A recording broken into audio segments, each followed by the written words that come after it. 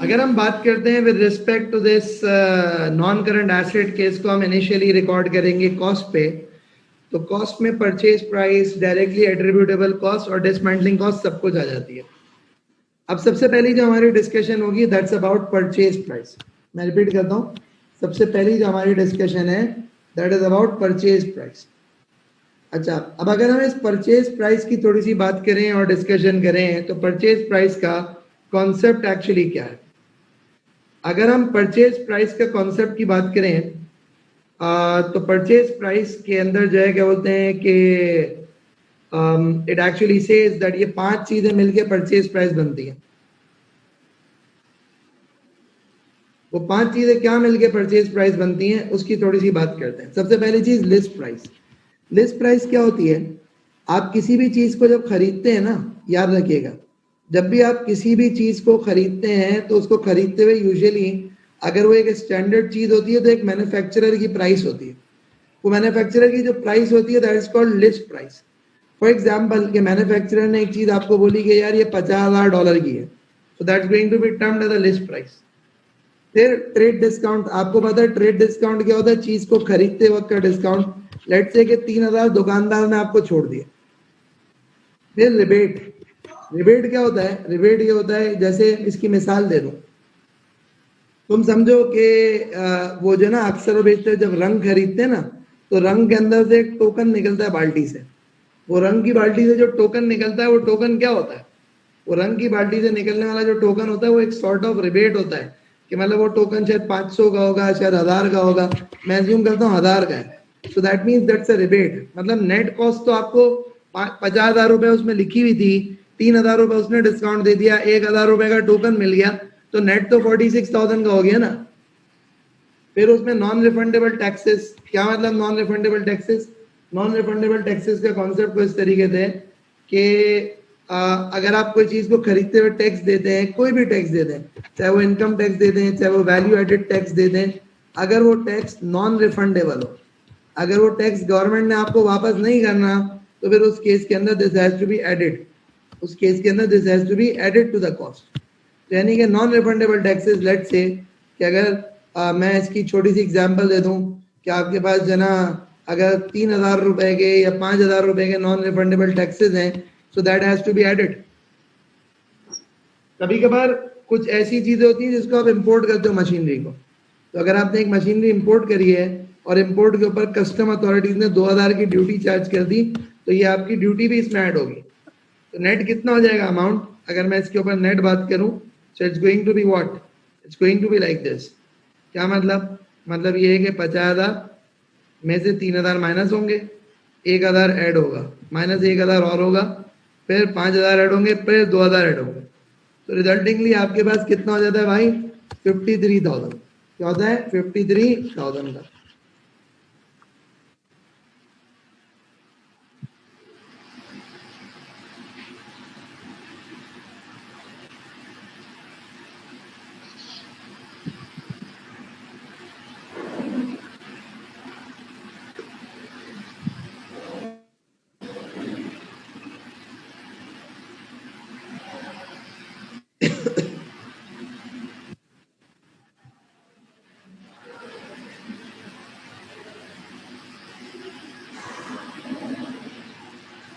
सही है ना, यहाँ तक क्लियर है?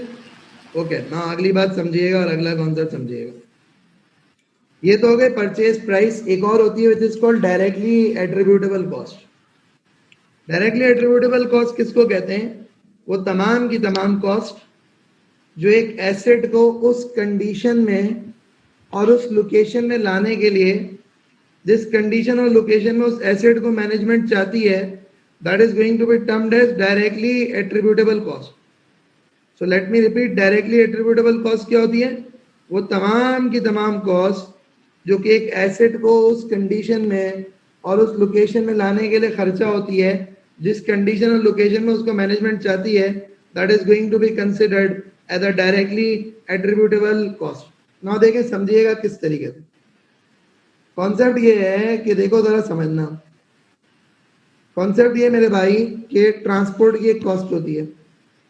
वो ट्रांसपोर्ट की कॉस्ट क्या होती है कि जो है ना, ट्रांसपोर्ट की कॉस्ट इज कि आपने अगर जो ना लेट से कोई मशीन खरीदी, वो आपकी जगह पे अब आपको ट्रक वाले को पैसे देने हैं या सुजुकी वाले को पैसे देने हैं या whatsoever, that is going to be considered as to be added to the cost of the asset. Let say $1000 दिया, फिर उस एसेट को आपने इंस्टॉल कराना है। इंस्टॉल कराना मीन्स उसको आपने प्रॉपर तरीके से इंजीनियर्स बुलाने हैं, उस मशीन को आपने प्रॉपर उसकी जगह पे लगवाना है, तो उसके आपको जो ना इंजीनियर ने $2000 ले लिए। हैंडलिंग का मतलब पता है क्या होता है कि क्रेन आ गई या आपने जो ना वो लेट से कि मजदूर रख लिए, तो मजदूर को मजदूरी दे दी, क्रेन वाले को कॉस्ट दे दी, तो ये तमाम की तमाम जो कॉस्ट होती है ना, ये हैंडलिंग कॉस्ट होती है। लेट से $500 की हैंडलिंग कॉस्ट भी आ गई तो वो भी ऐड हो जाएगी कॉस्ट। फिर उस एसेट को टेस्ट करने की कॉस्ट। टेस्ट क्या करना है? वर्किंग कंडीशन में लाने के लिए। टेस्ट क्या करना है? एक एसेट को वर्किंग कंडीशन में लाना है, दैट्स कॉल्ड टेस्टिंग। तब उस एसेट को टेस्ट करने की लेट से कि आपको जो ना वो $2000 की कॉस्ट पड़ गई, तो वो भी आपकी एड अप हो जाएगी, वो भी आपकी क्या हो जाएगी? एड अप हो जाएगी। तो ये तमाम की तमाम चीजें जो है ना, they are all going to be considered as directly attributable cost. क्या कहलाएंगे ये? Directly attributable cost. तो जब भी आप एक एसेट खरीदोगे, तो उस एसेट को खरीद के उसकी कॉस्ट में परचेज प्राइस भी शामिल होगी, उसकी कॉस्ट में डायरेक्टली एट्रीब्यूटेबल कॉस्ट भी शामिल होगी। यहां तक समझ में आ गया भाई? कोई सवाल तो नहीं है जी? अगर कोई क्वेश्चन है तो प्लीज पूछ लें।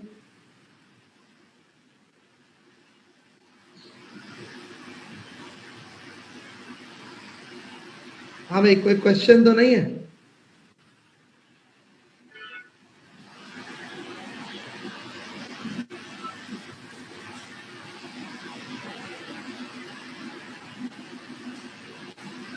सही है। जो वहां पे बैठे हैं कैंपस में, बेटा आपको कोई क्वेश्चन तो नहीं है?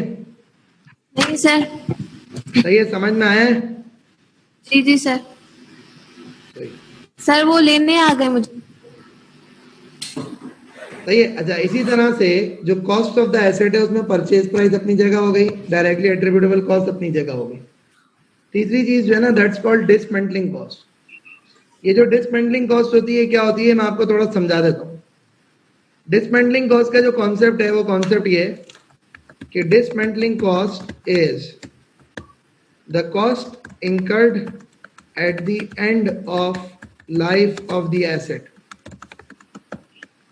to remove it from the site where it is installed and to restore the site to original condition. Dismantling cost क्या होती है? All those costs which are incurred at the end of the life of the asset to remove it from the site where it is installed and to restore the site to original condition. देखो समझो बात को। Assume करें आपने एक rent पे जगह ली, उस रेंट की जगह पे आपने एक मशीन इंस्टॉल करी, तो आपने अक्सर देखा होगा मशीन इंस्टॉल करते हैं ना, तो सिर्फ ग्राउंड पे नहीं इंस्टॉल कर देते, उधर थोड़ी सी एक उसको जो ना मशीन को रखने की जगह बनाते हैं कि उसको जगह बना के उसको मशीन रखते हैं। अब जो मालिक मकान है ना, वो कहता है भाई देखो बना तो रहे हो, जब जगह छोड़ोगे ना तो एज इट इज कंडीशन में मुझे अपनी ये जगह वापस करोगे, एज इट इज कंडीशन में जगह वापस करोगे।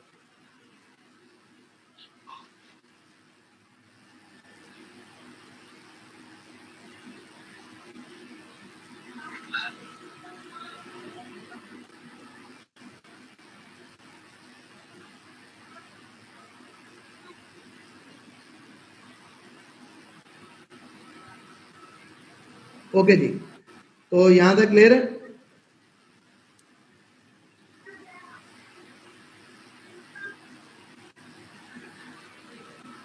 सही है। अच्छा देखें, अपना अगली बात समझिएगा।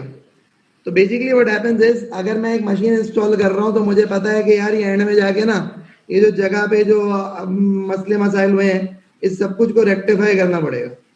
अगर इस सब कुछ को रेक्टिफाई करना पड़ेगा तो इसका मतलब क्या हो गया? इस सब कुछ को रेक्टिफाई करना पड़ेगा तो इसका मतलब ये कि इसकी भी कॉस्ट लगेगी। समझो 3000 रुपए की कॉस्ट लगेगी। कब लगेगी? आज से 5 साल बाद। ये कॉस्ट क्या कहलाएगी? ये कॉस्ट कहलाएगी डिसमेंटलिंग कॉस्ट। हम करते क्या? हम कहते हैं कि क्योंकि ये हमने मशीन इंस्टॉल करी ना, तो मशीन इंस्टॉल करने की वजह से ये कॉस्ट इंकर हो रही है। हम क्या कहते हैं, हमने कहा यार ये मशीन इंस्टॉल करी ना, तो इस मशीन इंस्टॉल करने की वजह से ये कॉस्ट लग रही है। सो देयरफॉर इस कॉस्ट को भी ऐड कर देंगे to the cost of machine. इस कॉस्ट को भी हम ऐड कर देंगे to the cost of machine.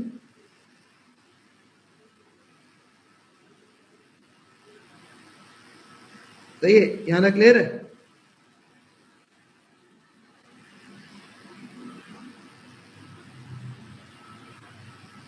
तो ये हो गई डिस्मेंटलिंग कॉस्ट। तो एक कोई भी एसेट है, उस एसेट की कॉस्ट में 3 एलिमेंट्स होते हैं, purchase price, directly attributable cost और डिस्मेंटलिंग कॉस्ट।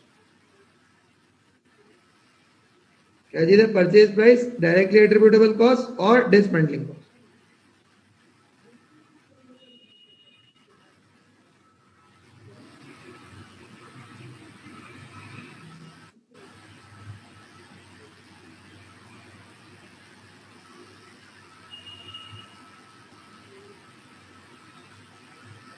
सही है?